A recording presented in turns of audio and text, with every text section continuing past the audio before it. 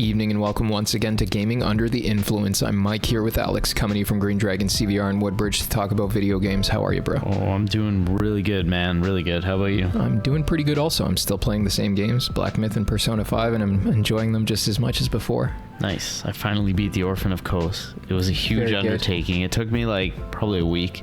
It's an accomplishment. Lots of pain, sacrifice, suffering. Sure.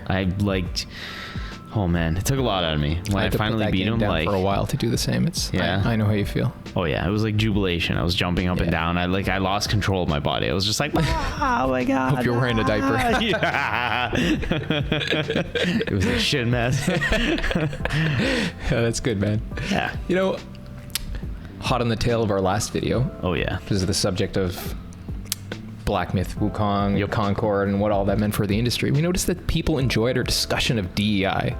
Our interpretation, I imagine, if you're listening right now, it's not one you've heard before on these corners of the internet. And we thought perhaps today it would be good to lean further into this theme and talk exactly about how DEI ruined Western video games. Yep. Which I think you can agree has actually happened already, right? Yeah, especially right now, playing a little bit of Skyrim, it's given me a little bit of a parallel window into some of the Western games that release now and how things Skyrim were different was before. Back then. Yeah, exactly. Yeah. It's nuts. Things have certainly changed, though I would argue the seeds for what we currently experience were already planted. Mm-hmm. But I think it might be good to start, even though we did this last time, with a little bit more involved discussion about what DEI is. Yeah. With according to the people who promote it and according to us.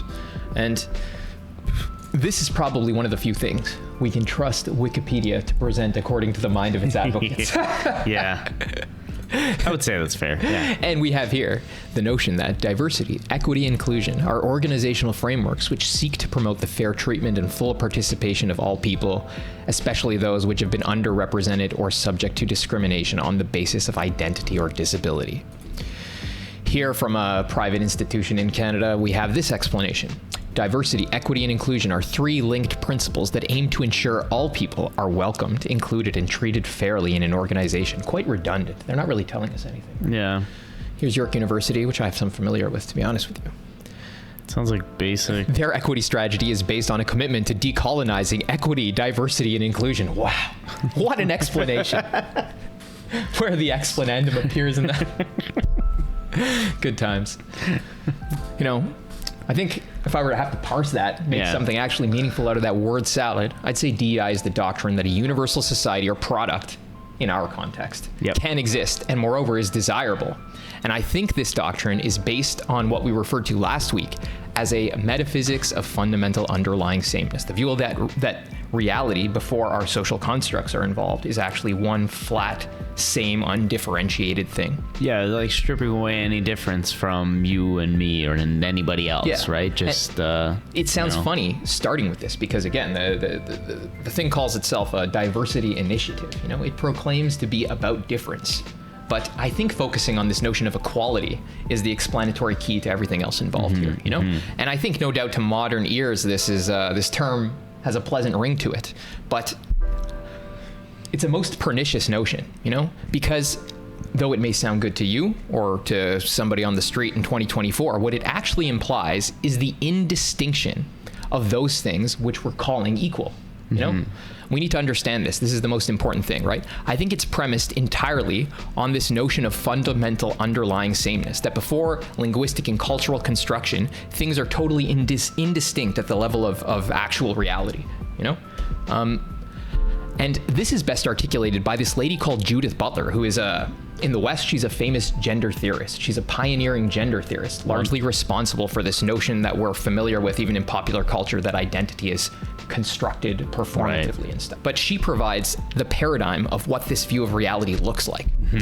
And she says, natural multiplicity, in her book Subjects of Desire, is unsupportable metaphysical speculation. There's no such thing, at least that you can prove to me, as a difference outside of our heads.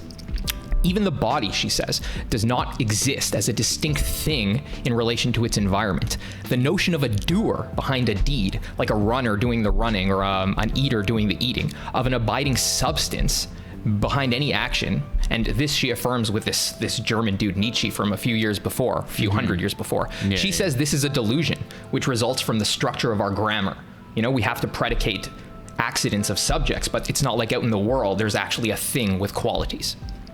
Reality, in its fundamental constitution, is actually indifferent and fluid and soft. There's no such thing as difference before our social performances are involved. Right. And this is what we have to keep in mind when we're talking about something like an inclusive society or a diverse society. And we're going to circle back around to that. But I think the first consequence that probably everybody, even in their day-to-day lives, is familiar with of this ideology is the notion that there's no ascertainable truth or reality or fact outside of individual people's experiences. That before my interpretation is involved or yours, my construction of meaning or yours, there's no way things are, And this is what you would call probably a nominalist epistemology, a way of looking at language and meaning such that all of that meaning is reduced to an artifact of your speech. It seems to follow, like if you think about it in these terms, that if reality is totally the same, then what is the difference? Where does it come from? It comes from us. We make it up as we go, like a daydream, like orcs in Mordor, right? Right. That's essentially what's being said here. Words can only be vocal sounds, part of a language game, and not ideas which truly convey something to us of the world outside of our heads. This lady, Judith Butler, again, she says, identity is an effect of what she calls discursive practice, our language. The way that we describe ourselves. There's no individual behind the cultural expression of individuality, no gendered person behind the expression of gender, etc. Whatever, she says in line with Nietzsche, in perfect summation of this ontology, has form in the present world, and this is a quote, it doesn't have this form in itself according to its nature. Nature is always formless. Rather, this form has been given, granted form, and we are the givers and granters. Only we have created the world that concerns human being. Only the seduction of language continues to impose the delusion that there are actually distinct things that populate the universe. But there's no such substratum. There's no being behind the deed and no effect coming from a cause. There's no things in themselves, essentially. Difference literally only exists according to this ideology at the levels of norms, practices, and man-made values. It's reducible to a common underlying basis. This is what I'm somewhat reiterating here, but it's necessary to understand this because this is the linchpin of this entire view of reality. Everything to do with video games and society and work and art that comes afterwards is based on this view of sameness and difference. Reality is fundamentally one thing, and everything that comes afterwards is something we fabulate, literally like orcs in Mordor, like language. It's social affectation, And before we describe them, I'm sure anybody, being confronted with these notions can imagine the kind of terrible impact they'd have on a society or on the making of art. Awful and very distracting to the point of, just making a game doesn't need to be. I think so. And don't you think it sounds kind of false too? The idea that difference is made up. Don't you think you'd? I think it's unfair to anyone really to say that there are some things that each of us are better than the other at some, certain things. Yeah, it seems like stripping away. It's real. But think about even at this deeper level, this person is trying to tell us difference isn't real, and we only think it's real because there's both reality and this other thing that we're all confused by. What is that thing? It's so unreal that it deludes everybody into thinking. We're the givers and the granters. Yeah, in this very sentence before us right now, right? I'm trying to say this view that everything is totally one, it relies at the same time on a doctrine that everyone is deluded by something, and the very difference between appearance or delusion versus the fundamental underlying reality, the proponent of this view is already contradicting themselves. Yeah. It's a deflationary, self-contradictory way of looking at the world that is undercut by its own presuppositions. There has to at least minimally be the difference between what's real and what's illusory or apparent and this and that, right? Right. So this person already admits the difference between what we would call act and potency. They already admit difference at the level of nature. Yeah. We know their idea is false. That's not a special complication. But to look at all of the consequences it has for our lives in art, that's not something that many people have done before, I think. And I think this is where I would invoke something like Phil Spencer's notion of a game for everyone. Yeah. Remember this from a couple of years ago? Yeah. Or the notion they still parade around. Yeah, they still talk about things like this. The notion that they literally say gaming is for everyone. We're going to design a game for everyone. We're going to make games accessible to everyone. You're all going to like it. On any device. You, your grandma, your mom, your stepdog, everyone. This is a good segue if we're into talking about how the notions of diversity and inclusion kind of unfold from the metaphysics of equality. Yeah. if everything is actually radically the same at the ontological level, at the level of the real, what does that imply for social differentiation, for the differentiation of products or any other kind of thing? It implies that if at one point there was a product that was only for me and only for you, that was only because of the fact that somebody accidentally determined it to be that way, but there's no reason it has to be. Yeah. And moreover, not only does it not have to be that way, it's better if it's not. We ought to strive to return to this more primordial and authentic state of inclusion, right? Where the fake differences between things fade away. You know, I think on the basis of this view of reality, it becomes easy to see why someone would want there to be a product for everyone. What is this everyone? The very differences between the members of that group are fictitious. You ought to aspire to make something for everyone, right? Never mind the potential profit involved, just because everyone is the true audience, right? Yeah. Everything else about them was fake. Everyone else at any other point in history was operating with the delusory notion of who their customers were, right? An artificially chopped up one. You now have landed on the authentic customer. Everyone, right? With your universal product for everyone, right? Reminds me of the quote Sony threw out back in those days, years back, when I can't remember who it was, but he said, we often make things that nobody asked for. Yes. As a counter, right? Yes. I think that's important, But what this implies, though, the notion that at the level of being there's no difference, it implies that you can no longer make something that isn't a service for somebody. The thing can no longer have its own inner life, I guess. Yeah. And maybe we're working towards that, but like here we can see why we would have an influx of service-based games, an influx of all games that are just supposedly designed for a universal audience on the basis of this view of looking at the world, right? Right. It's both the right and profitable thing to do if it's true that reality has no built-in difference. The audience is in and of itself universal, and your failure to perceive that is wrong on your part, right? You ought to adjust, both for morality and for the sake of business, I guess you would say. So that explains something of why we see such an influx of service games and all of that stuff. And I think we talked about this a little bit last week or the week before. Did we not? Yeah, about Concord being a service game infested with this kind of... all of the different inbuilt failings of live service games. Yes. But I think there's, some other complications that ensue from this way of looking at the world that impact games more severely. And here I think it's important to realize that, when we move from equality to diversity and inclusion, we've moved from a way of looking at the world to a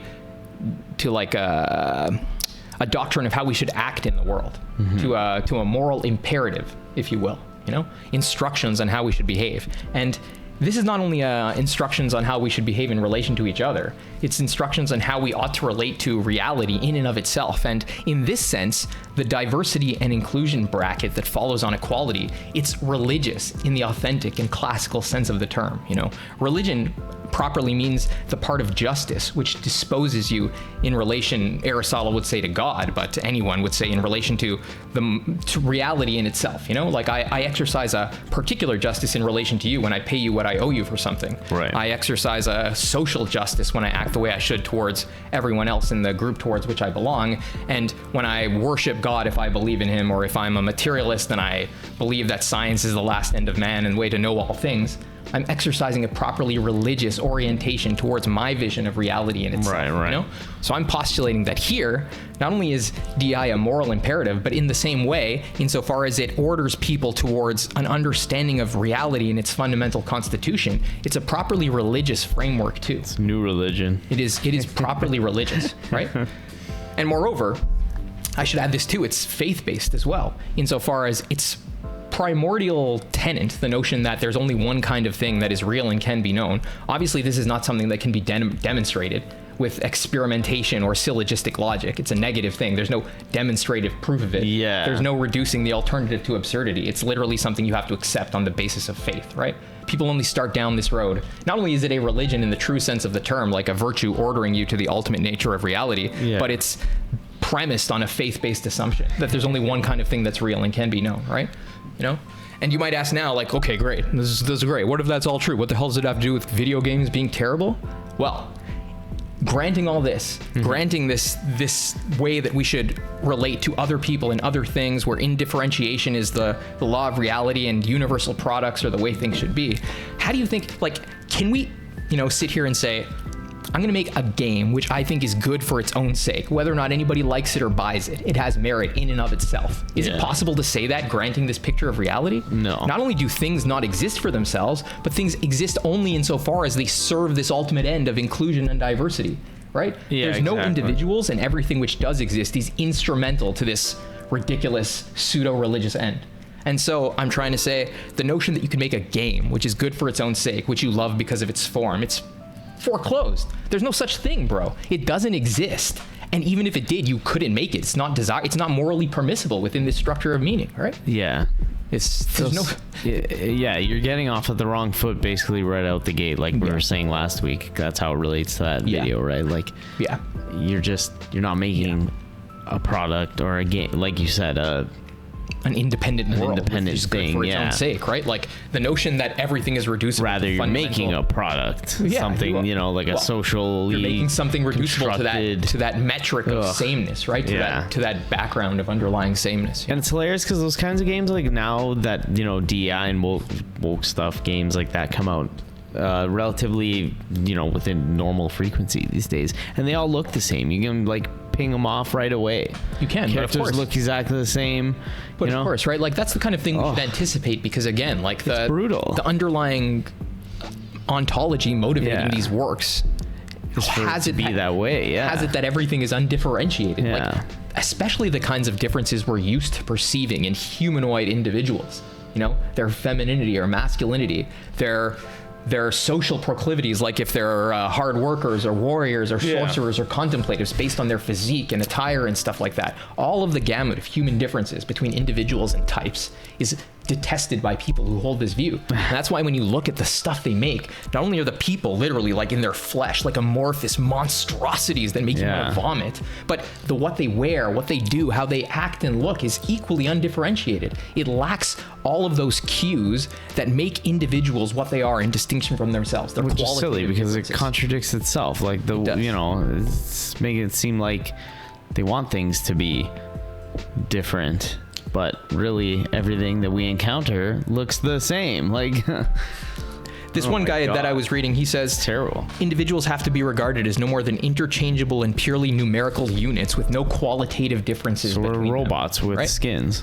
We're human. Which actually makes sense for like a live service game. They're basically selling skins.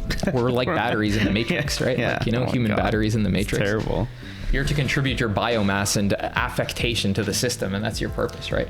In any case, you're reducible to fundamental underlying sameness with everything else involved. So yeah, all this just kind of comes together and paints like the picture of why we just need to stay far away from really any game that employs these principles. Like, I think so. I think so. On the one hand, the reasoning behind that is we've articulated the underlying worldview, and it's false on its own grounds, even before we get into any of the more complicated refutations of this nonsense, right? It's false because it contradicts itself. The notion that there's only one thing and everybody's confused by apparent difference, you already admit the existence of something different than the underlying one, right? Right. The thing that's confusing everybody. So it's a contradictory ideology. But if we move on now to discussing why it's bad for making games and art and for human culture, it's because to make a game, you need to want to make an original, different being, something new, other than what exists in the world already. And this whole way of looking at the world precludes that in principle. There's no new, there's no difference. It's wrong from the top. Yes. So of course we're going to see a lot of games for everybody.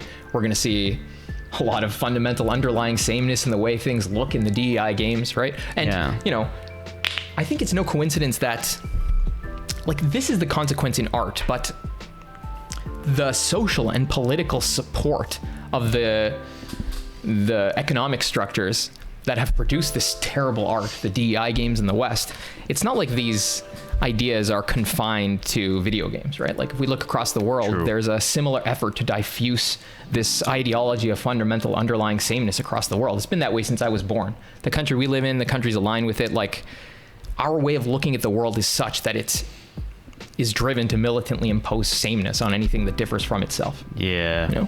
I don't think it's restricted to video games, but it's a pernicious ideology. The notion of equality is a pernicious ideology, as I said before, right? If difference is real, equality is not real. And I think we need to get comfortable with saying things like that, because this has become something of a sacred cow that doesn't deserve its status within our culture. Yeah. It's led to great ruination. And I think really it's the people who believe in this kind of thing who are racist, because they deny the existence of those very groups they profess they're trying to include within their scheme, right? It's really all that I have to say about this. I think that's a pretty conclusive explanation, you know? The notion of fundamental underlying sameness is bad for the making of new things. Pretty much anybody can understand that. Yeah, and we're starting to see the cracks of that stuff unfolding these days, right? But in any case, thank you guys very much for tuning in, and I hope you found this video useful. We'll be back next week. Take care. Yeah.